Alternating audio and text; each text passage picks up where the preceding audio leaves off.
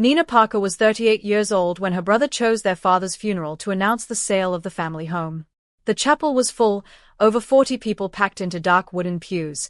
When Evan Parker stepped forward, his voice steady, rehearsed, almost respectful. He spoke about difficult decisions, about moving forward, about how selling the house would help the family heal. Nina stood near the back, listening as if from underwater. When their mother, Patricia Parker, nodded in agreement and added, "Your father would understand." Nina can find another place. Something inside her went quiet. No one looked at her. Not the cousins. Not the aunts. Not the people who had watched her grow up. She felt exposed, dismissed, erased in public.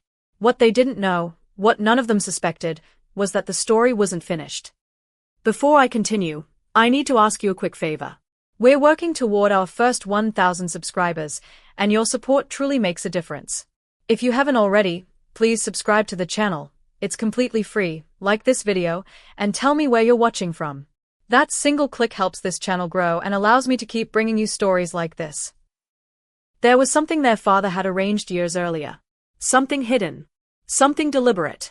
The kind of decision made by a man who spoke very little but planned carefully. As the service ended and coats rustled and condolences were exchanged, Nina stayed still, her hands clenched, already sensing that the truth would not surface gently. It would arrive like a door opening in a quiet room, sudden, undeniable, and impossible to close again. 3 weeks earlier, Nina had been asleep in her small studio apartment in Center City, Philadelphia when her phone lit up the dark. It was just after 2 in the morning. Patricia's name glowed on the screen. Her voice, when Nina answered, was thin and urgent. "Your father collapsed. He's at Jefferson Hospital. Come now." Nina drove the empty highways in her aging sedan, the check engine light still glowing like it had for months. When she pulled into the hospital lot, she saw Evan's black Mercedes parked near the entrance, polished and unmistakable. He had arrived first. By the time Nina reached the ICU, Thomas Parker was already gone. The last conversation she'd had with her father had been brief and awkward, 90 seconds of careful politeness, a question about whether she was doing okay, followed by silence. She had said yes. She always did. Standing there now, she understood too late that his quiet had never meant indifference. It meant restraint, the kind that left things unsaid but not undone. As dawn crept through the hospital windows, Nina wished she had arrived sooner, not to change the ending, but to understand it. To understand what happened next, Nina's family history mattered. 20 years earlier, she had sat at the dining room table with college acceptance letters spread in front of her. Temple University, Drexel, Penn State. She had earned every one. Patricia had barely looked at them. "Why would we spend that kind of money on you?" she asked. "You're a girl. You'll get married. Your husband will provide." Nina had looked to her father for support, but Thomas stared into his coffee, jaw tight, saying nothing. That same year, Evan, 3 years older, received tuition checks without question. A new car. An apartment near campus. Nina worked 2 jobs, won scholarships that covered most of her tuition, and paid the rest herself. She slept 5 hours a night, lived on cheap food, and graduated with honors. Years later, she earned her CPA license, framed and hanging in her apartment like quiet proof of survival. She stopped speaking to her family for 2 years after graduation, not out of spite, but exhaustion. Every visit had required her to explain why she deserved what she had already earned. Distance became the only way to breathe. The morning after Thomas died, Nina returned to the house she had grown up in, a 4-bedroom colonial in the suburbs, built in the 1980s, with a porch that wrapped around the front like an open arm. Evan met her at the door and hugged her briefly, stiff and obligatory. Inside, the house no longer felt like hers. Designer luggage crowded the hallway. Expensive shoes lined the stairs. Evan had been unemployed for months, yet luxury followed him everywhere. Nina carried her overnight bag upstairs to her old bedroom and stopped cold. Her bed was gone. The room had become storage, televisions, suitcases, unopened boxes. Her childhood had been cleared out without discussion. That night, Nina overheard Evan whispering urgently into his phone, promising payment, asking for time. When he noticed her, he hung up. He said it was work. She didn't argue. She didn't need to. Some truths announced themselves without words. The house felt tense, like it was holding a secret too heavy to speak aloud. Unable to sleep the night before the funeral, Nina went into her father's basement office. Dust clung to old filing cabinets filled with tax returns, photographs, and documents carefully labeled in Thomas's neat handwriting. In one folder marked important, she found a single operating agreement dated 15 years earlier. Farwell Family Holdings LLC. Her name was on it. Her signature, young, looping, uncertain, sat at the bottom. She remembered signing it, vaguely. Her father had said it was administrative. Nothing important. Nina slipped the paper into her bag. When she mentioned it to Patricia the next morning, her mother dismissed it. That company dissolved years ago. Don't dig into the past. Nina said nothing more. But she kept the document. Something about it felt deliberate. By the time the funeral began, gray clouds hanging low over the chapel, Nina understood one thing clearly. Her father had never fought loudly. He fought quietly. And whatever truth waited beneath that paper, it was going to change everything that came next. The funeral took place 5 days later at a local chapel with stained glass windows that filtered the cold November light into muted color. Nina arrived early and took a seat near the back. Evan delivered the eulogy in a tailored suit that looked far more expensive than anything he claimed to own. He spoke confidently about fishing trips, life lessons, and an unbreakable bond between father and son. Nina listened to stories she barely recognized. Thomas had been a quiet man, reserved, predictable. Whatever intimacy Evan described had never unfolded in front of her. The room responded the way crowds often do: nods, soft tears, murmurs of approval. Patricia sat in the front row, composed and dignified, accepting sympathy like a role she had practiced. Nina remained unseen. When the service was nearly over and coats began to rustle, Evan stepped back to the podium. He cleared his throat and announced that the family home would be sold soon, explaining that it was best for everyone. Patricia stood and added that Nina was independent, established, and didn't need the house. She can find another place, she said calmly. 40 heads turned toward Nina. She didn't move. She didn't speak. The decision had already been framed as unanimous. Public. Final. After the service, Nina stepped outside into the sharp air, needing distance from the quiet judgment inside. Through the chapel window, she saw Evan shaking hands with a man in a gray suit, exchanging business cards. A real estate folder changed hands. Patricia joined them, gesturing animatedly. Nina understood then that the sale had been planned long before the funeral. That night, back at the house, she tried to talk to them. Patricia sat in Thomas's chair. Evan lounged on the couch, relaxed, confident. When Nina questioned the sale, Evan laughed. "You haven't been part of this family in years," he said. Patricia accused her of absence, of choosing her career over family, of abandoning her father when he was sick. The words landed with precision, sharpened by years of resentment. Evan made it clear he needed the money. "Investments," he said. "Urgent ones. If Nina caused trouble," he warned, he would tell everyone about the years she had stayed away.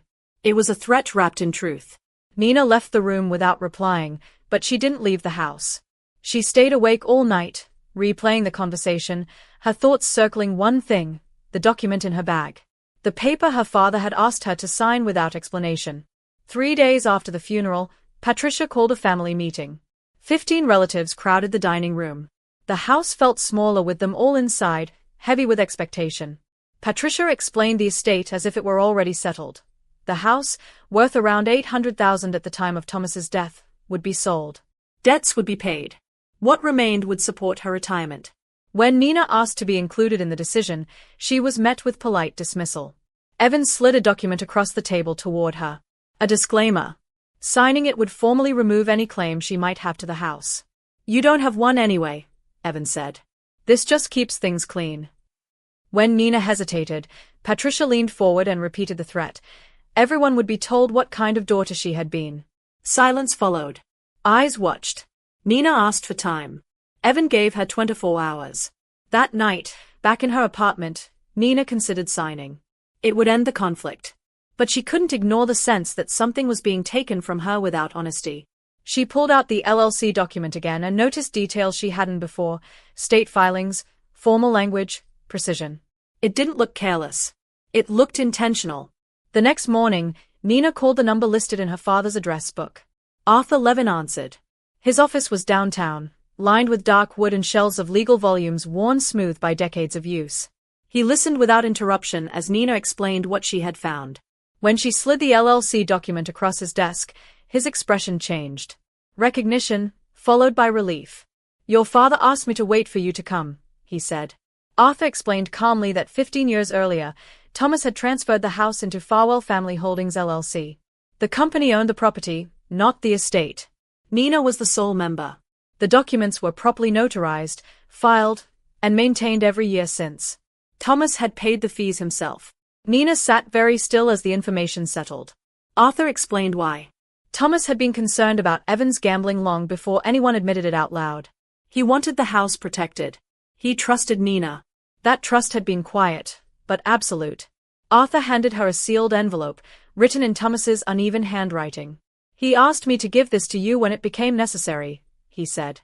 Nina didn't open it yet. She didn't need to.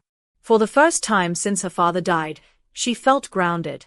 Arthur scheduled a formal will reading for Friday morning and invited every family member who had attended the meeting. Nina left his office with copies of the documents and a clarity she hadn't felt in years. That evening, she met Evelyn Moore, her father's longtime accountant, who confirmed everything Arthur had said. She had witnessed the LLC formation herself. "Your father wasn't expressive," Evelyn said gently, "but he was thorough." The night before the reading, Evan called and reminded Nina to bring a pen. Patricia called afterward, her voice strained, finally admitting the truth. Evan owed $340,000. Dangerous money. The house was supposed to save him. Nina listened, then said quietly that selling the house wouldn't fix anything. After the call, she opened her father's letter. It was brief, apologetic, direct. He admitted he hadn't known how to defend her out loud. The house was his way of doing it anyway. Nina folded the letter carefully and placed it in her jacket pocket. Tomorrow, the truth would surface. Not through anger. Not through argument. Through paper, signatures, and a decision made long before anyone else thought to look. Friday morning arrived cold and clear. Nina reached Arthur Levin's office 15 minutes early. The conference room was formal and understated, a long polished table beneath framed photographs of the city skyline. Arthur arranged folders with methodical care. At 10 sharp, the family began to arrive. Patricia entered first, composed but tense. Evan followed, late, confident, wearing the same tailored suit as the funeral. Aunts, uncles, cousins filled the remaining chairs, carrying assumptions they believed were already confirmed. Evan greeted Arthur like an old friend and joked about efficiency. Nina said nothing. When the door closed, Arthur began with routine confirmations, names, relationships, purpose. He summarized the will calmly. Personal effects to Patricia's discretion, a modest savings account to her care, Thomas's car to Evan. Patricia nodded. Evan leaned back, satisfied. Then Arthur paused. "The Maple Street property is not part of the estate," he said. Confusion spread across the table. Evan objected immediately. Arthur explained that ownership had transferred 15 years earlier into a limited liability company. Farwell Family Holdings LLC. The room went still. Arthur slid copies of the documents forward, one by one. Notarized. Filed. Maintained annually. He looked at Nina. "The sole member of the LLC is Nina Parker." The silence that followed was sharp and absolute. Evan stood so quickly his chair scraped the floor. He accused Nina of manipulation, of exploiting their father's illness. Arthur responded without raising his voice. The documents were executed when Thomas was healthy. Witnessed. Verified. Evelyn Moore would testify if necessary. Patricia finally spoke, stunned. "He never told me," she said. Arthur acknowledged that confidentiality had been deliberate. Nina felt the weight of years shift in that moment. When Evan argued that the house belonged to the family, Arthur corrected him. The house belonged to the LLC. The LLC belonged to Nina. When the value was mentioned, now close to $900,000 in the current market, voices overlapped. Patricia turned to Nina and asked how long she had known. 3 days, Nina answered. "After you told 40 people I could find another place." The room fell quiet again. Nina stood. She said she wasn't there to punish anyone. Her father had made a choice when she was 23, and he had kept it active for 15 years. That mattered. Evan demanded money. Patricia pleaded for mercy. Nina listened, then spoke clearly. Patricia could stay in the house under a formal lease. $1 a month. Evan would not live there. The condition was final. The shift in power was unmistakable. Nina gathered her bag and left before the arguments resumed. In the hallway, her grandmother, Ruth Parker, caught up with her. Ruth took Nina's hands and admitted she had known. Thomas had told her months before he died and asked whether he was doing the right thing. Ruth had said yes. She told Nina that watching her stand firm had been necessary. Sometimes truth needed space to reveal character. Outside, Evan followed, his confidence gone. He admitted the debt was real. The threats were real. Nina looked at him carefully. She told him money would not help him. Treatment might. 90 days. Real accountability. If he committed, she would support recovery, not escape. Evan nodded, exhausted. Later, Patricia approached Nina near the car, her voice stripped of authority. She asked whether Thomas had left her anything. Nina told her the truth. No explanation. No letter. Only silence. Patricia didn't argue. She admitted she had raised Evan the way she was taught. Sons were investments. Daughters were temporary.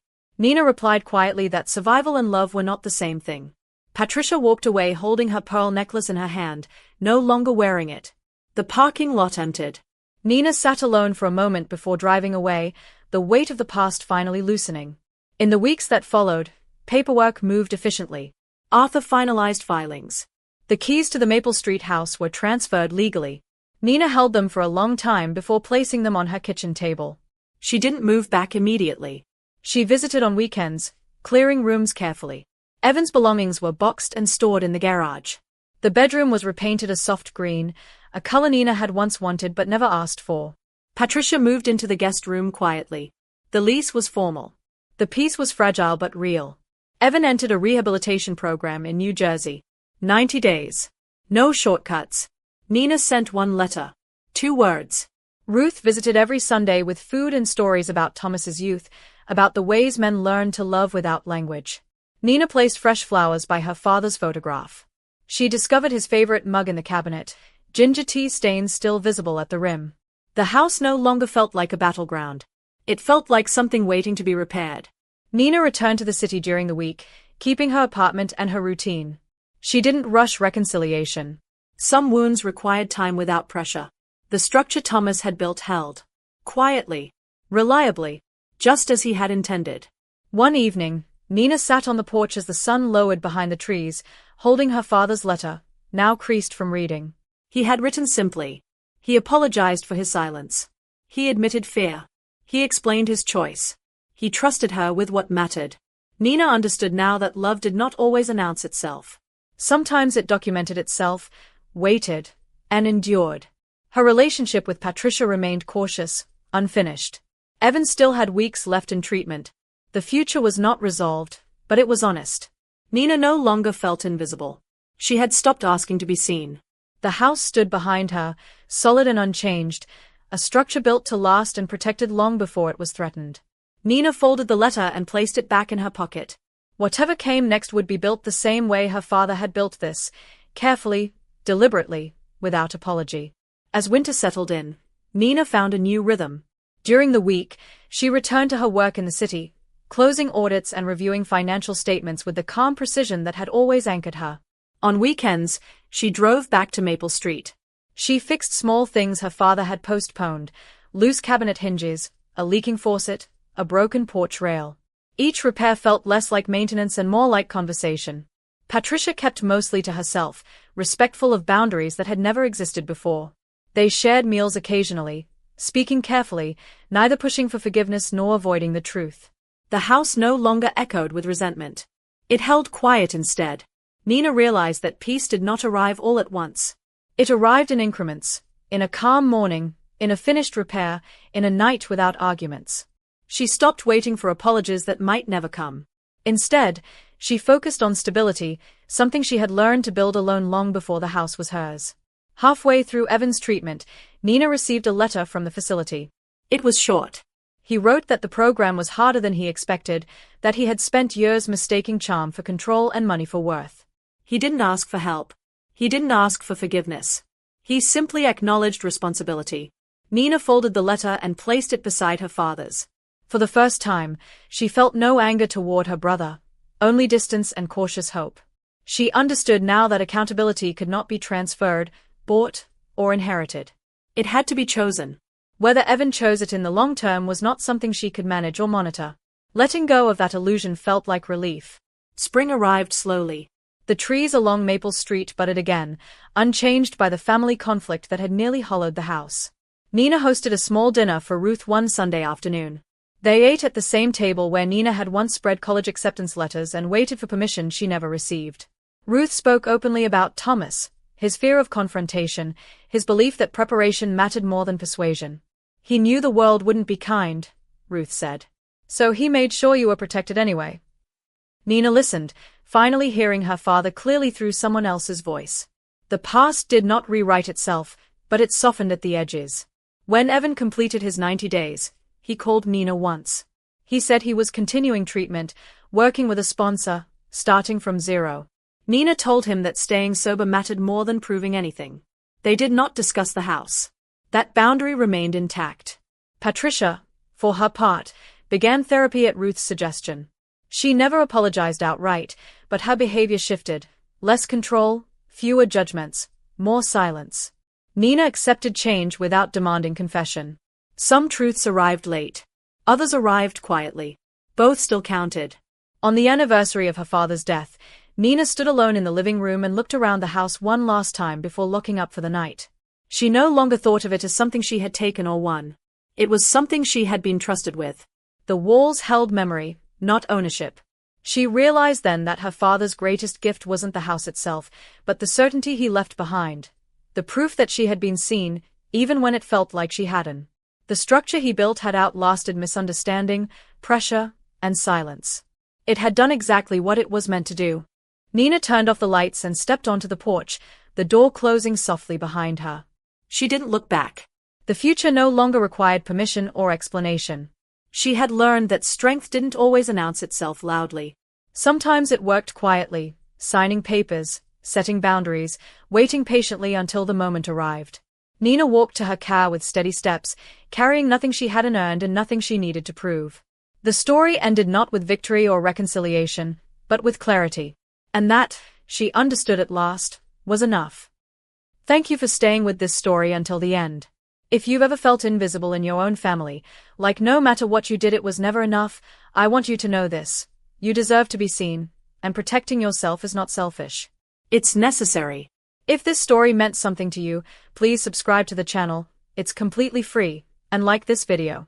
It helps more than you know. And if you have your own story about family, boundaries, or finally standing your ground, share it in the comments. You're not alone. Until next time, be kind to yourself. You've earned it.